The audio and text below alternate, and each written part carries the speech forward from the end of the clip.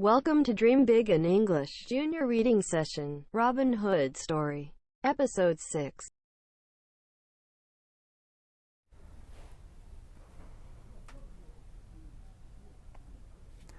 Okay, let's get started.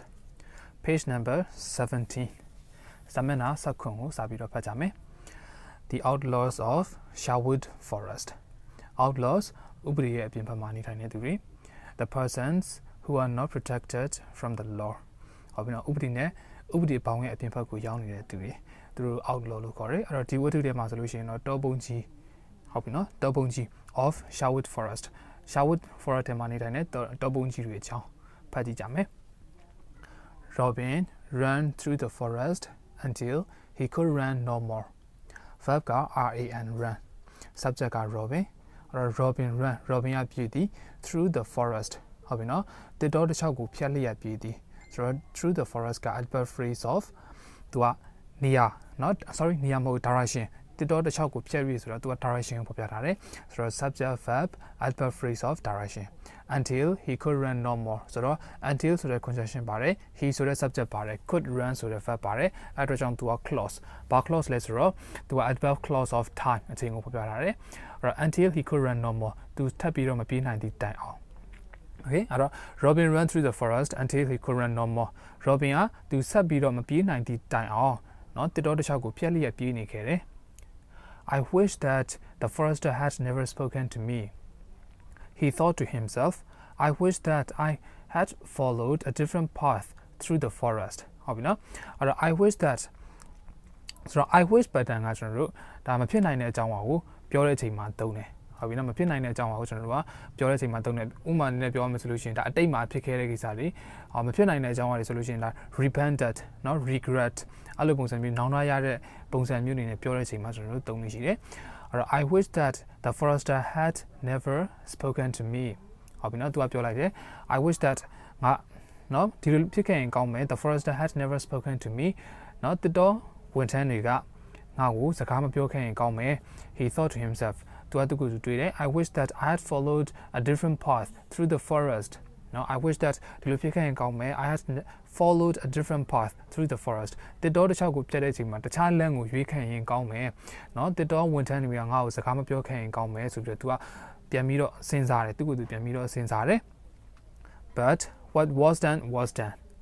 Fabka was done. But what was done to the sentence. The malfab will like was done to a left fab, pollution, she was done to a left fab, or a fab no could do it. Hobby or the she was done to Gila, was done she might have the was conjunction bare, address on the was done the conjunction bare closed here to a sentence special bare.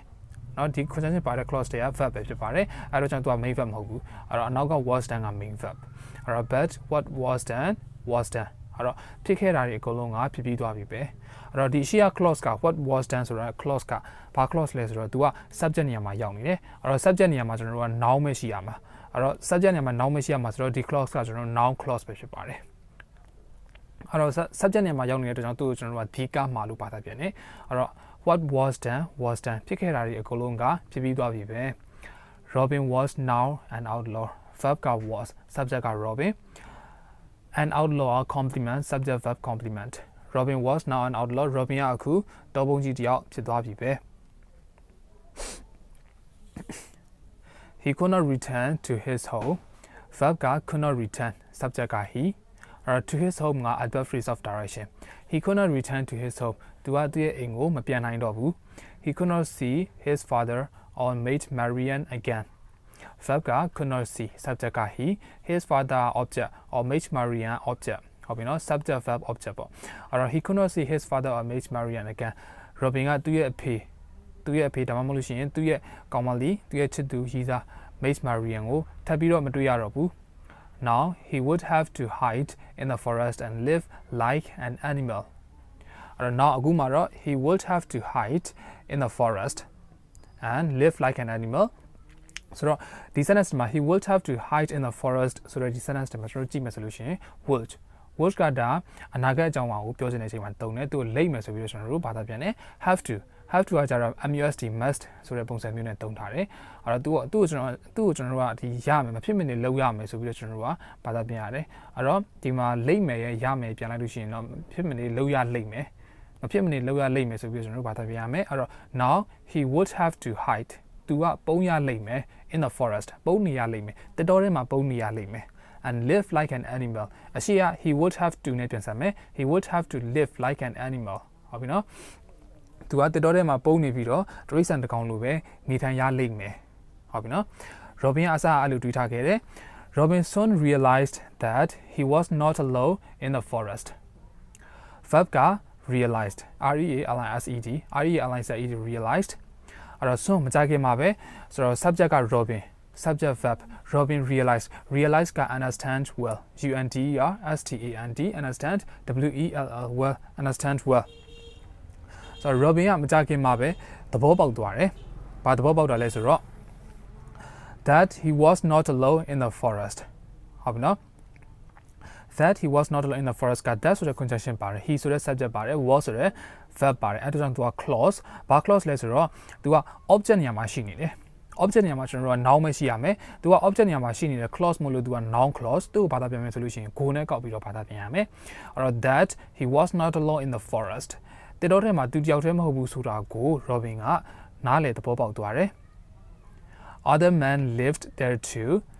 ဆိုတော့ verb က ing lived subject က other men တေရှိယာ there က in the forest ကိုပြောထားတာအဲ့တော့တခြားသူတွေကလည်းတတော်ထဲမှာနေထိုင်ကြတယ်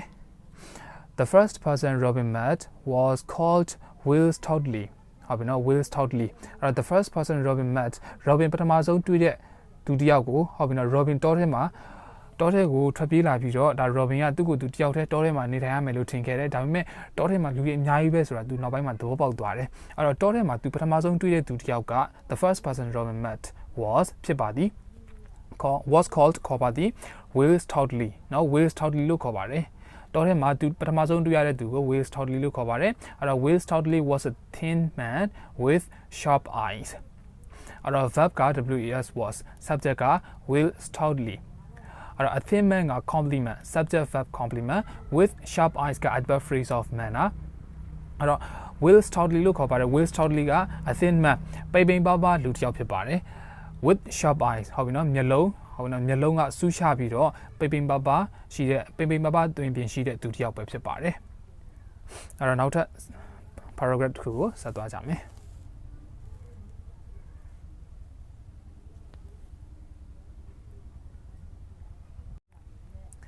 I'm a barber Will Stoddley explained to Robin အဲ့တော့ barber barber ကစပင်းညက်တဲ့သူ a person who cut the hair အဲ့တော့စပင်းညက်တဲ့သူ barber လို့ခေါ်တယ်ဆိုတော့Will Stoddley က explain to Robin Robin ကိုရှင်းပြတယ်အဲ့တော့ explain ရဲ့အနောက်မှာဒါဘယ်သူကိုရှင်းပြမလဲဆိုတော့ဘယ်သူကိုရှင်းပြတယ်ဆိုတဲ့အကြောင်းကပါချင်တယ်ဆိုလို့ရှိရင်ဒါအနောက်မှာတူထည့်ပေးရတယ် explain to ဟုတ်ပြီနော် explain to Robin ကိုရှင်းပြတယ်အဲ့တော့ explain ရဲ့အနောက်မှာအများနဲ့ဘယ်သူကိုရှင်းပြမယ်ဆိုတဲ့အကြောင်းဘယ်သူကိုရှင်းပြမယ်ဆိုတဲ့လူပါမယ်ဆိုလို့ရှိရင်တူထည့်ပေးရပါတယ် Will Stoddley explain to Robin Will Stoddley က Robin ကိုရှင်းပြတယ်ဆိုတော့ဘာရှင်းပြရလဲဆိုတော့ I'm a barber ငါစပင်းညှက်တဲ့သူတယောက်ပဲ I used to shave the beards of Norman knights အဲ့တော့ used to shave verb က used to shave subject က I ဆိုတော့ I used to shave ငါနော်စပင်းညှက်ပေးရတယ် the beards နော်မုတ်စိတ်မွေးတွေကိုညှက်ပေးရတယ် of Norman knights Norman လူမျိုးစစ်သူရဲကောင်းတွေရဲ့နော် Norman လူမျိုးစစ်သူရဲကောင်းတွေရဲ့ဒီမုတ်စိတ်တွေကိုသူကညှက်ပေးရတယ်ဆိုတော့ used to ဆိုတဲ့ pattern တစ်ခုရှိတယ်အဲ့ဒါဘာလဲဆိုတော့ used to plus verb 1ဆိုတဲ့ pattern ရဲ့ဒါ be used to ဟုတ်ပြီနော် be used to plus noun pronoun verb ing ဆိုတဲ့ pattern ဆိုပြီးတော့ used to pattern နှစ်ခုရှိတယ်အဲ့တော့ used to plus verb 1ရဲ့ pattern ကဘာလဲဆိုတော့ဒါအတိတ်မှာလှုပ်လေ့လှုပ်ထားရှိခဲ့တဲ့အကြောင်းအရာကိုဖော်ပြခြင်းတဲ့အချိန်မှာဒါ used to plus verb 1ကိုသုံးပေးထားတယ်အဲ့တော့ဒီ sentence ထဲမှာက I used to plus verb 1 used to shape ဆိုတော့ used to plus verb 1ဆိုတော့ तू ကအတိတ်မှာလှုပ်လေ့လှုပ်ထားရှိခဲ့တဲ့အကြောင်းကိုဖော်ပြခြင်းတယ်အဲ့အတွက်ကြောင့် तू က used to plus verb 1နဲ့သုံးထားတယ်ဒီ Will Stoddley ကအတိတ်မှာ तू ကစပင်းညက်စီယာလုပ်ခဲ့တယ်ဟုတ်ပြီနော် Norman Knights တွေရဲ့ဒီမုတ်စိတ်မွေးတွေစပင်းတွေကိုညှက်ပေးရတယ်သူတယောက်ဖြစ်ခဲ့တယ်ဆိုတဲ့အကြောင်းကိုအတိတ်မှာလုပ်ခဲ့တဲ့အကြောင်းကိုဖော်ပြခြင်းတဲ့အတွက်ကြောင့် तू က used to နဲ့သုံးထားတာနောက်ထပ် pattern တစ်ခုက be used to plus noun pronoun verb ing ကဘာလဲဆိုတော့ तू က အတိတ်မှာနေသားမကြခဲ့ဘူးကျင်သားမရခဲ့ဘူးအတိတ်မှာလှုပ်လှုပ်ထားမရှိခဲ့ဘူးဒါပေမဲ့ပြစ္ဆုတ်ပံအနေနဲ့သူတို့ကပြစ္ဆုတ်ပံအနေနဲ့မှာကြတော့ဒါနေသားရလာပြီကျင်သားရလာပြီနေသားကြလာပြီလှုပ်လှုပ်ထားရှိလာပြီဆိုပြီးပြောချင်တဲ့အခါမှာဒါ be used to plus noun pronoun verb ပိုင်းချင်းနဲ့သုံးပြရတယ်အဲ့တော့ used to pattern ကိုကျွန်တော်အကျယ်တွင်းရှင်းပြထားတဲ့ video ရဲ့ link ကိုဒီအခု video ရဲ့ description မှာဖော်ပြပေးထားပါမယ် Okay အဲ့တော့ဒီ sentence တွေမှာကြတော့ဒါ used to plus verb 1အတိတ်မှာလုပ်ခဲ့တဲ့အကြောင်းအရာကိုဖော်ပြချင်တဲ့အတွက်ကြောင့်ဒါ used to plus verb 1နဲ့သုံးထားတယ် I used to shave the beards of Norman knights Norman လူမျိုးစစ်သူရဲကောင်းတွေရဲ့ဒါမုတ်ဆိတ်မှုတွေသပင်တွေကိုငါညှက်ပေးရတယ် Then one day I cut a man's throat and he died Then ထို့နောက်မှာတော့ one day တနေ့မှာတော့ဆိုတော့ I cut a man's throat and he died verb က cut cut subject က I ဆိုတော့ a man's throat က object ငါဒီလူတယောက်ရဲ့ living ကိုလှီးလိုက်တယ်အဲ့တော့ Norman Knight ရဲ့ living ကိုသူကလှီးလိုက်တယ် and he died သူကတေးသွားခဲ့တယ်เนาะ now I'm a wanted man verb က am subject က I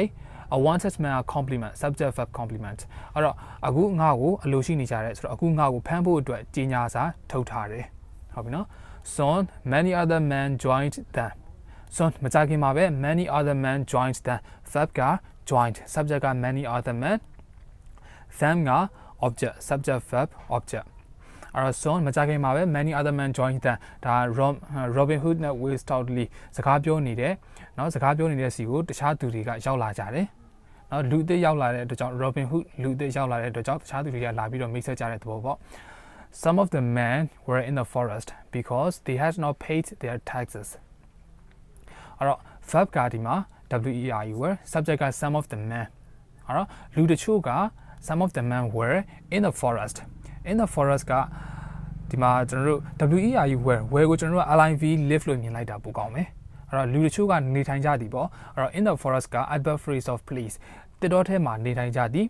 because ဘာဖြစ်လို့လဲဆိုတော့ they has not paid their taxes သူတို့ဒီအခွန်နေဆောင်စရာမလိုဘူးဟုတ်ပြီနော်ဒီ not အင်္ဂလန်နိုင်ငံမှာသူတို့ကသွားနေမယ်မြို့ထဲမှာသွားနေမယ်ဆိုလို့ရှိရင်သူတို့ကအခွန်နေပေးရတယ်အခွန်နေအများကြီးပေးရတယ်အဲ့အတွက်ကြောင့်သူတို့ကမြို့ကိုစွန့်ပြီးတော့ဒီတောထဲမှာလာပြီးတော့ outlaws အဖြစ်နဲ့လာနေထိုင်ကြတယ်အဲ့တော့ because ဘာဖြစ်လို့လဲဆိုတော့သူတို့ကအခွန်နေပေးစရာမလိုဘူး they have not paid their taxes အဲ့တော့ because ပါတဲ့ဒီ clause ကသူက adverb clause of reason အကြောင်းပြချက်ကိုဖော်ပြထားတယ်ဟုတ်ပြီနော် some of the men has killed the king's deer in the winter because there has been no food for their familiesဟုတ်ပြီနော်အဲ့တော့ verb ကဒီမှာ has killed က verb subject က some of the men အဲ့တော့လူတချို့ကအဲ့တော့ဒီထဲမှာပါတဲ့လူတချို့က has killed the king's deer the king's deer က object ဆိုတော့ subject verb object ဒီထဲမှာပါတဲ့လူတချို့ကဒါသမင်ရဲ့ဘရင်ရဲ့သမင်တွေကိုတတ်လိုက်ကြတယ်ဘရင်ရဲ့သမင်တွေကိုအမဲလိုက်ကြတယ် in the winter ဒါဆောင်းဝါဒီမှာဘရင်ရဲ့သမင်တွေကိုအမဲလိုက်မိကြတယ် because ဘာဖြစ်လို့လဲဆိုတော့ there has been no food for their families เนาะသူတို့မိသားစုတွေစားဖို့အတွက်စားတော့နေထိုင်မှုအတွက်ဒါအစားအသောက်တွေမရှိတော့တဲ့အတွက်ကြောင့်သူတို့ကမတတ်နိုင်တဲ့အစိုးဒါဘရင်ကမတတ်ရဘူးလို့အမိန့်ပေးထားတဲ့ဒီသမင်တွေကိုသွားပြီးတော့အမဲလိုက်မိကြတယ်အဲ့တော့ကြောင့်သူတို့ကဒီတောထဲမှာလာပြီးတော့ outlaws အဖြစ်နဲ့နေထိုင်ကြတယ်ပေါ့ all these men were outlawsဟုတ်ပြီနော် all these men ဆိုတော့အဲ့ဒီလူတွေအကုန်လုံးကဒါဥပဒေရဲ့ပြင်ဖက်မှာနေထိုင်တဲ့သူတွေတောပုံကြီးတွေပဲဖြစ်ကြပါတယ် they had come to Sherwood Forest to escape the king's soldier အဲ့တော့ verb က had come က verb subject က they ကဒီ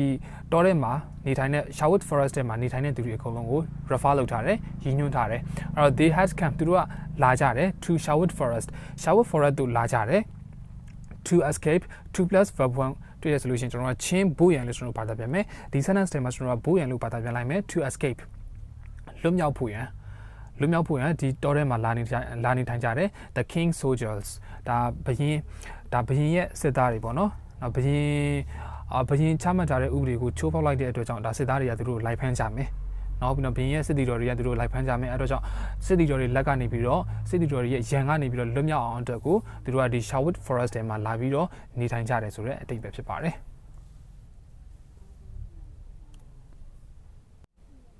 Okay it was easy for the outlaws to hide verb က was subject က id it ဟုတ်ပြီနော်အဲ့တော့ easy က complement subject verb complement for the outlaws က adverb phrase of purpose နော်ရည်ရွယ်ချက်ကိုပြတယ် to height အဲ့တော့ဒီမှာ IT is နဲ့ to နဲ့တွေ့တယ် is နဲ့ to နဲ့တွေ့ရဆိုလို့ရှိရင်ဒါ saturation အခြေအနေကိုဖော်ပြထားတယ်အဲ့တော့ဘာအခြေအနေလဲဆိုတော့လွယ်ကူတဲ့အခြေအနေနော်လွယ်ကူကြောင်းကိုဖော်ပြတဲ့အခြေအနေဖော်ပြထားတယ်ဟုတ်ပြီနော်လွယ်ကူကြောင်းကိုပြောချင်တဲ့အခြေအနေကိုဖော်ပြထားတယ် it was easy for the outlaws to hide အဲ့တော့တောပုံကြီးတွေအတွက်ကကြတော့ဒါတောထဲမှာ Sherwood Forest တွေဒီတောကြီးထဲမှာပုံဖို့အတွက်ကလွယ်ကူကြပါတယ်Sherwood was a large forest and it was summer အဲ့တော့ဘာဖြစ်လို့လဲဆိုတဲ့အကြောင်းကိုသူတို့ကဘာဖြစ်လို့ဒီတောထဲမှာပုံခိုဖို့အတွက်လွယ်ကူလဲဆိုတဲ့အကြောင်းကိုပြန်ပြီးတော့ရှင်းပြထားတယ် Sherwood was a large forest နော် Sherwood ဆိုတဲ့တောကြီးကကြီးမားတဲ့တောကြီးပဲဖြစ်ပါတယ်အဲ့တော့ verb က was subject က Sherwood a large forest က complement subject verb complement and it was summerဟုတ်ပြီနော် it was summer ဆိုတော့အချိန်ကိုဖော်ပြထားတယ်ဆိုတော့ verb က was subjectက int it summer ဆိုတော့ complement subject verb complement ဒါကနွေရာသီပဲဖြစ်ပါတယ်အဲ့တော့နွေရာသီသူတို့နွေရာသီကဘယ်လိုဖြစ်တယ်ဆိုတဲ့အကြောင်းကိုပြန်ပြီးတော့ရှင်းပြထားတယ်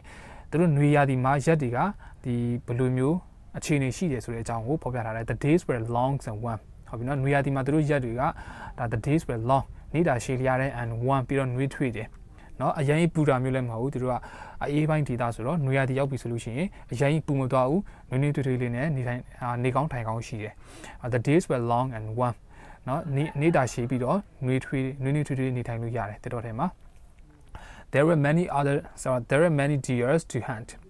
were many deers to hunt and fish to catch in the rivers okay verb က were subject က there subject verb many deer complement subject verb complement to hunt ကဒါ adverb phrase of purpose သူကရည်ရွယ်ချက်ဒီမှာကျွန်တော်တို့ဘိုးရံလို့ကောက်လိုက်မယ် 2 plus verb 1 တွေ့ရဆိုလို့ချင်းချင်းဘိုးရံမှာကျွန်တော်တို့ဘိုးရံလို့ကောက်လိုက်မယ် so there were many deers to hunt နော်အမဲလိုက်ဖို့ရန်အတွက်ကိုတစ်တော်ထဲမှာတမင်တွေအများကြီးရှိတယ် and ပြီးတော့ there were နဲ့ပြန်ဆက်မယ် there were many နဲ့ပြန်ဆက်မယ် there were many fish to catch in the river ဟုတ်ပြီနော်အဲ့တော့ there were many fish to catch in the river verb က there subject က verb က were subject က there fish က complement subject verb complement to catch ကဒါ 2 plus verb 1ကိုပွင့်ရလို့ပါတာပြန်မယ် in the river က adverb phrase of place အဲ့တော့ there were many fish to catch in the river ဒါမြစ်ထဲမှာဟုတ်ပြီနော်မြစ်ထဲမှာဒီသူတို့ဖမ်းဖို့အတွက်ငါးတွေအများကြီးပဲရှိတယ်တောထဲမှာလည်းသူတို့အမဲလိုက်ဖို့အတွက်သမီးတွေအများကြီးပဲရှိတယ် okay အဲ့တော့ many ကဒါ countable noun နော် countable noun ရေတွက်လို့ရတဲ့ noun တွေအများကိုဖော်ပြတဲ့အချိန်မှာကျွန်တော်တို့ many နဲ့ဖော်ပြတယ် many အနောက်မှာကကျွန်တော်တို့ရေတွက်လို့ရတဲ့ noun အများကြီးကိုသုံးရမယ်ဆိုတော့ de က deer fish fish ဒါနှစ်ခုလုံးကကျွန်တော်တို့ကနော် countable noun လို့ပြောလို့ရ countable noun နေပြီးလို့ရှိရင်သူဒီ many အနောက်မှာလိုက်တဲ့ noun တွေဆိုတော့သူတို့ကအများကြီး noun တွေဒါပေမဲ့သူတို့မှာတခုတတိထားမှာက s to es တို့မထည့်တာဘူးဟုတ်ပြီနော် s to es တို့မထည့်ပြင်မဲ့လေသူတို့ကအများသဘောအများကြီးသဘောဆောင်တယ်အဲ့တော့ de က deer ကဆိုတော့သမင်တကောင်ကိုပြောမယ်ဆိုလို့ရှိရင်လေ de က deer နဲ့တုံလို့ရတယ်ဟုတ်ပြီနော်သမင်အများကြီးကိုပြောချင်တယ်ဆိုလို့ရှိရင်လေ de က deer နဲ့တုံလို့ရတယ် de က deer မှာသွားပြီးတော့ s မထည့်ရဘူးအဲ့တော့ fish ကလည်းအဲ့အတိုင်းပဲအဲ့တော့ငါးတကောင်ကိုပြောချင်တယ်ဆိုလို့ရှိရင်လည်းကျွန်တော်တို့က fish နဲ့တုံလို့ရတယ်ဒါပေမဲ့ငါးအများကြီးကိုပြောချင်တယ်ဆိုလို့ရှိရင်လည်းကျွန်တော်တို့က fish နဲ့ပဲတုံလို့ရတယ်ဟုတ်ပြီအဲ့တော့ fish fish ကိုဘယ်အချိန်ဒီမှာတုံးလဲဆိုတော့ငါးတွေဆိုတော့ဒါငါးမျိုးစိတ်တွေ species တွေအများကြီးပဲရှိတယ်အဲ့လိုမျိုးငါး species တွေငါးမျိုးစိတ်2ခု3ခုအဲ့လိုမျိုးအကြောင်းကိုဖော်ပြချင်တဲ့အခါမှာပြောချင်တဲ့အခါမှာဒီ fish အနောက်မှာ es ထည့်ပြီးတော့ဖော်ပြပေးရတယ်အဲ့တော့ fishဆိုလို့ရှိရင်တော့ကိုသိထားမှာဗာလဲဆိုတော့ဒါငါးမျိုးစိတ်တွေအကြောင်းကိုသူပြောချင်တဲ့အဓိပ္ပာယ်ဆိုတော့ကိုကနားလည်ပြရမယ်ဒါပေမဲ့ငါးတစ်ကောင်နဲ့အတွက်ပြောမယ်ဆိုလို့ရှိရင်ကျွန်တော်တို့ fish သုံးမယ်ငါးအများကြီးအတွက်ပြောချင်တယ်ဆိုလို့ရှိရင်ငါး2ကောင်3ကောင်အဲ့လိုမျိုးအများကြီးအတွက်ပြောချင်တယ်ဆိုလို့ရှိရင်လည်းကျွန်တော်တို့ fish ပဲသုံးမယ် s to es တို့ပေါင်းစရာမလိုပါဘူး okay there was dry wood for making fires and nuts and berries to eat from the trees and bushes အဲ့တော့ဒီ sentence ထဲမှာကျွန်တော်တို့က verb ကိုလိုက်ရှာမယ် was was subject က there so there was dry wood ကcomplement subject verb complement for making fires ကသူက phrase adverb phrase of purpose ရည်ရွယ်ချက်ကိုပြထားတယ်ဒါမီးဖို့ရန်အတွက်ဆိုတော့ရည်ရွယ်ချက်ကိုဖော်ပြထားတယ် and nuts ကရှိရ there was နဲ့ပြန်ဆက်မယ် there was nuts and berry to eat now subject verb nuts and berries က complement subject verb complement to eat 2 plus verb 1 ด้วย solution ချင်းဖို့ရန်မှာဒီ sentence မှာကျွန်တော်တို့ဖို့ရန်လို့ပါတာပြန်မယ်စားဖို့ရန်เนาะအသီးအနှံတွေ berry သီးတွေတခြားအသီးအနှံတွေ အစီအများကြီးပဲရှိတယ်တစ်စီတွေအများကြီးပဲရှိတယ်အဲ့တော့ from the trees and bushes က adverb phrase of direction သူက direction ကိုဖော်ပြထားတယ်အဲ့တော့ there was dry wood for making fires and nuts and trees to eat from the trees and bushes အဲ့တော့ဒီတောထဲမှာ shower ဆိုတဲ့တောထဲမှာနော်တစ်ကိုင်း6တွေနွေရာသီဆိုတော့တစ်ကိုင်း6တွေရှိတယ်သူတို့တစ်ကိုင်း6တွေနဲ့သူတို့မီးဖို့လို့ရတယ်ပြီးတော့မှပဲ nuts and berries နော်တတိအစီတွေရှိတယ်ပြီးတော့ berry တီးတွေရှိတယ်အဲ့ဒီ berry တတိအစီတွေနဲ့ berry တီးတွေဘယ်ရလဲဆိုတော့ from trees တစ်ပင်တွေနဲ့ပြီးလို့ရှိရင် bushes ခြုံပုတ်တွေကတခြားခြုံထူတစ်တောဆိုတော့သူကခြုံနေလဲထူထမ်းပါပဲအဲ့တော့တစ်ပင်တွေနဲ့ဒီခြုံတွေကနေပြီးတော့ဒီစားစရာတောက်စရာအတီးအနှံတွေကိုရပါတယ်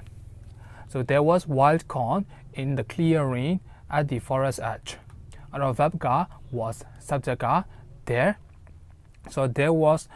wild corn က complement subject verb complement in the clearing က adverb phrase of place အဲ့တော့ clearing ကဒါတောတွင်းလာဟာပြင်ဆိုတော့တောဆိုတော့ကျွန်တော်တို့တစ်တောဆိုတော့တစ်ပင်တွေအများကြီးပေါက်ရောက်နေရမယ်ဒါပေမဲ့ဒီတစ်တောထဲမှာတစ်ပင်မပေါက်ရောက်တဲ့နေရာဆိုပြီးတော့တတ်ရှိတယ်အဲ့ဒီနေရာကိုကျွန်တော်တို့ clearing တောတွင်းလာဟာပြင်လို့ခေါ်တယ်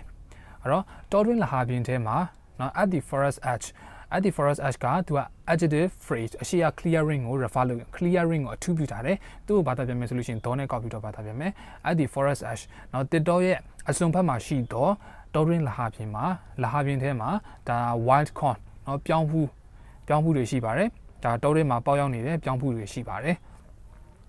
ဆိုတော့ turn to the page number 18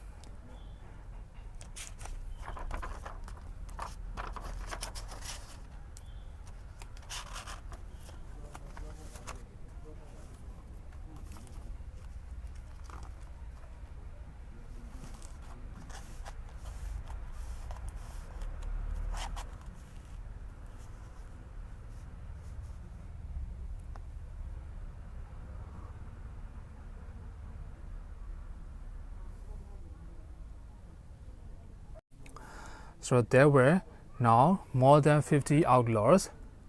Our verb got WEI were subject got there. So now more than 50 outlaws.